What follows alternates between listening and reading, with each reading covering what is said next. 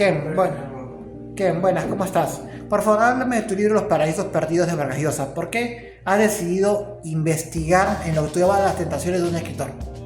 Eh, Porque me parece muy interesante e importante dentro de la cultura literaria y la forma de tratar, la forma de revisar la condición humana a través de la escritura, de las construcciones de ficción. Me parece que Vargas Llosa desarrolla dentro de dos planos se puede decir narrativa, ¿no? Una narrativa muy especial que siempre es de carácter muy literario, pero también de carácter muy político. En este caso, este trabajo se centra en la obra, sobre todo la novela Los Cuadernos de Don Rigoberto, que es una segunda parte, ¿sí? Una continuación, una secuela de otra novela anterior que fue publicada a finales e inicios de la década de 90, se puede decir, que titula también Elogio de la Madre. Entonces, esta obra, Los Cuadernos de Don Rigoberto, me parece que estoy convencido que es una obra donde se desarrolla con mayor expresión, con mayor evidencia, los principios y la teoría del existencialismo francés, ¿no? De Jean-Paul Sartre y Albert Camus. ¿En qué sentido? En el sentido de que, si bien es cierto, las novelas son puramente de carácter imaginativo, subjetivos, pero en este caso los protagonistas, el personaje principal, se puede decir en este caso Don Rigoberto, desarrolla dentro del escenario de la realidad ficcional, de la realidad imaginaria, desarrolla todo un conjunto de principios puramente existencialistas. En el caso de que defiende el concepto de la libertad. ¿Qué significa Vargas Llosa para la literatura peruana? Creo que Vargas Llosa representa el punto máximo, la madurez, el desarrollo, que como en principios muchos de sus creaciones se sorprendieron por todo su trabajo. En este caso, Vargas Llosa logra ponernos a la altura de las tradiciones europeas. Con su narrativa pues desarrolla como un verdadero maestro todo lo que se había ya cultivado entre el siglo como máxima representación de la novela en el siglo XIX y el siglo XX. ¿Qué consagra a Vargas Llosa en sus obras? Porque si me habla de Los Cuadernos de Don Rigoberto, Los Cuadernos de Don Rigoberto en su momento fue criticada como la obra más pobre de Vargas Llosa. ¿Por qué has escogido esta obra? Y teniendo en cuenta que la crítica fue muy dura con Los Cuadernos de Don Rigoberto. Me parece que es un momento muy especial para el autor de La Casa Verde, en el sentido que estamos hablando de la década de los 90. Si bien es cierto, Los Cuadernos de Don Rigoberto se publicó en el año 97, se encuentra entre la escritura del pez en el agua, la utopía arcaica y lo que más adelante va a llamarse La Fiesta del Chivo. Se puede decir, estas contradicciones, la experiencia de la derrota de las elecciones frente a Alberto Fujimori, las consecuencias de la crítica al indigenismo, a lo muy nacionalista o al utópico indigenista, que era muy de tradición en el Perú y en toda Latinoamérica, Vargas Llosa se centra para hablar pura y enteramente del concepto del individuo, el individuo frente al colectivismo. Entonces, es una obra donde desarrolla los tópicos de la tradición del libertinaje francés del siglo XVIII. Esta es una obra no pornográfica como erróneamente lo han criticado o han querido algunos especialistas tratar de etiquetar, pero no es nada pornográfico. Que quien puede profundizar sobre esos estudios de carácter erótico va a poder reconocer que ya son conceptos que se habían desarrollado ya en la Francia de la Ilustración, donde la crítica de los filósofos como Diderot, por ejemplo, entre otros, escribían novelas de carácter erótico para cuestionar a la iglesia, para cuestionar y criticar al poder de turno.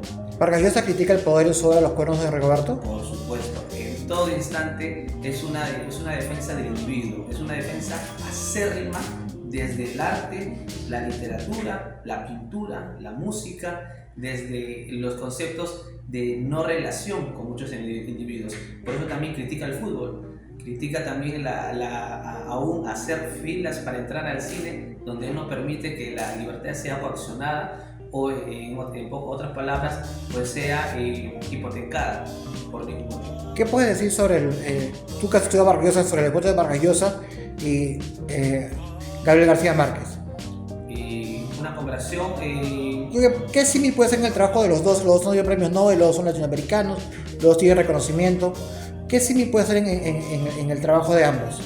Creo que ambos llegan a desarrollar de manera muy individual, pero también creo conjunta. Lo que García Márquez, en una conversación, en un diálogo que tuvo en la Universidad de Ingeniería en la década del 60, en el año 67, después de recibir pues, el premio Rómulo Gallegos, cuando se habían conocido también recién con el escritor colombiano, creo que forma eso que mencionó García Márquez, ¿no? Que cada escritor desde su espacio, desde su cultura nacional, va construyendo unidos lo que puede decirse la gran novela latinoamericana, ¿no? Eso mencionaba García Márquez. Creo que ambos han logrado crear mundos autónomos.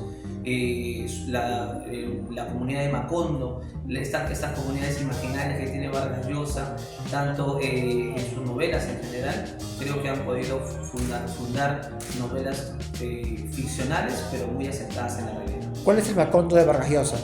El Macondo de Vargas Llosa yo podría decir, a ciencia cierta, después de haber estudiado su obra, creo que los cuadernos de don Rigoberto, su biblioteca, su lugar, su residencia, es el centro puramente imaginativo, donde él justamente se encierra y quiere y hace creer que es en su casa en el Olivar, en San Isidro, donde menciona que ahí todo es posible. ¿Es Vargas Llosa libertinaje?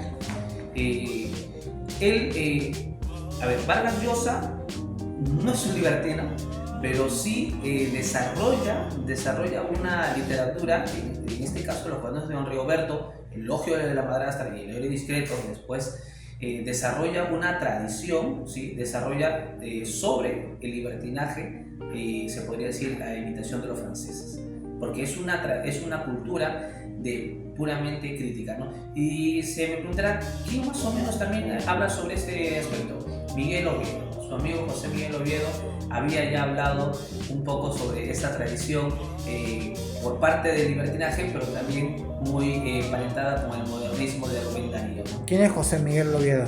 José Miguel Oviedo fue un amigo de colegio de Mario Vargas Llosa, y luego que también va a ser un compañero, se puede decir, de crítica abierta.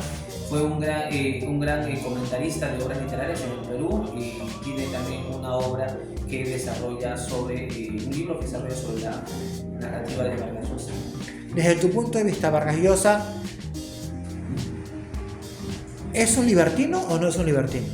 No es un libertino. Creo que como los filósofos, ¿sí? Los escritores filósofos del siglo XVIII, como yo pongo a Diderot, ¿no? Uno de los enciclopedistas, creo que tienen muy bien los pies sobre la tierra, saben y conocen la tradición de la escritura, pero también les gusta conscientemente realizar en la ficción, realizar en la escritura lo que no se puede realizar en la vida real.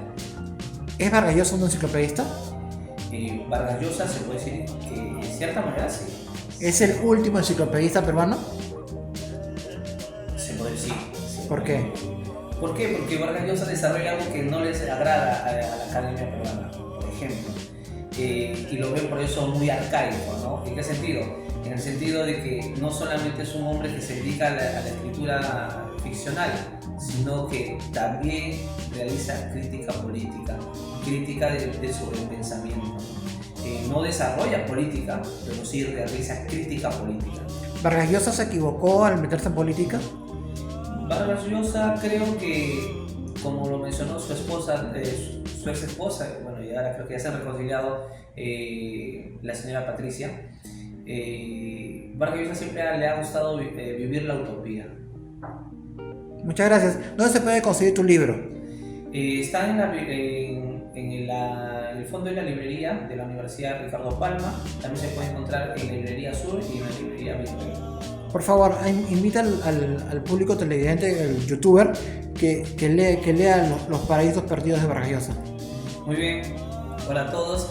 Espero que en este fascinante mundo y universo de la literatura, de la gran literatura, podemos encontrar un refugio en las obras de Mario Vargas Llosa, en la gran capacidad, en la épica, en las estructuras que nos llegan a hacer reconocer que los sueños y las luchas y la perseverancia son posibles a través de ciertos ideales. Y con Mario Vargas Llosa, a través de este ensayo que he escrito titulado Las tentaciones de un escritor, Los Paraísos Perdidos, de Mario Vargas Llosa, creo que podrá muchos lectores encontrarse y también poder comprender qué motivó a Vargas Llosa a escribir Los Cuadernos de Don Rigoberto y muchas de sus novelas, y a la vez cómo estas batallas individuales finalmente conducen a lo que se es en sí mismo. Pero lo que me hablas es que Vargas Llosa es crítica social pura. Hace una crítica social pura también, sí. ¿En todas sus obras?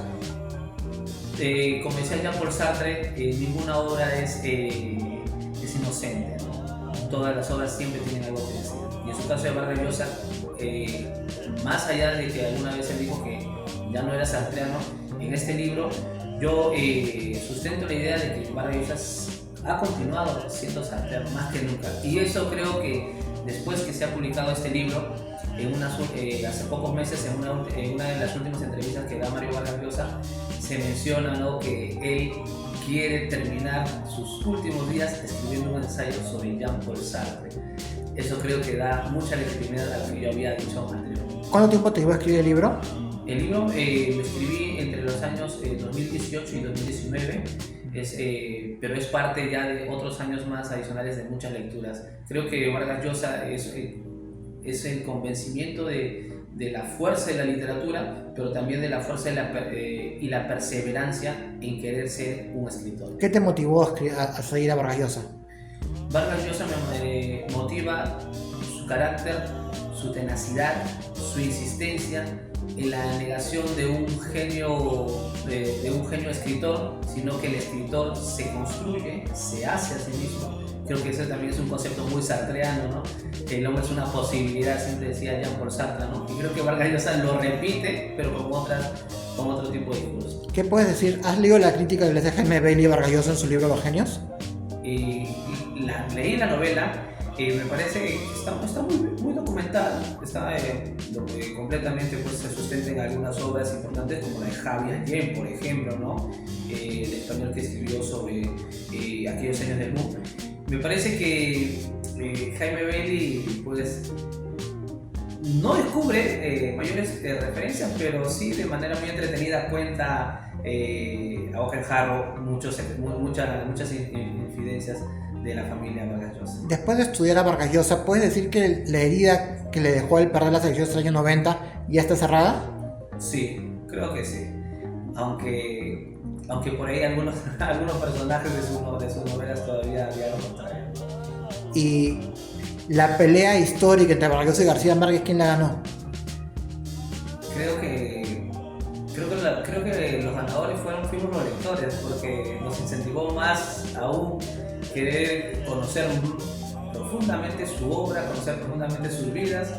He leído miles de páginas sobre su biografía, sobre parte de la crítica, parte de comentaristas, entrevistas, y creo que todos los lectores amantes de la gran literatura latinoamericana, como el lado de García Márquez o Mario Vargas Llosa, creo que hemos sido los verdaderos ganadores.